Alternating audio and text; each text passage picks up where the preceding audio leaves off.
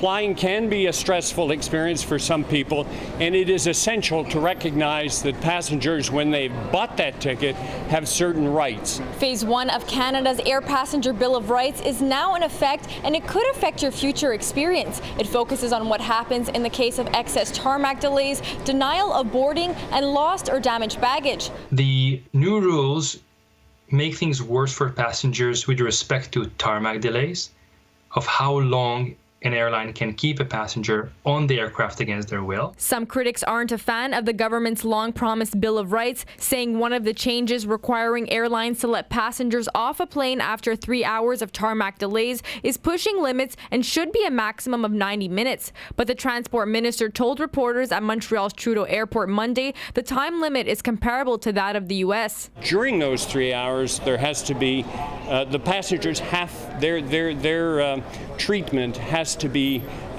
make things as comfortable as possible for them with respect to access to bathrooms and air conditioning. But for some travelers, it isn't enough. My kids are pretty seasoned travelers as well, but I think being on the tarmac, not being able to move, I imagine you probably still can't take seatbelts off. That would be pretty tough. And then you might miss the connecting flight. So we've got to go to LA, and then if you're on the tarmac here, you could miss the connecting flight. That's bad.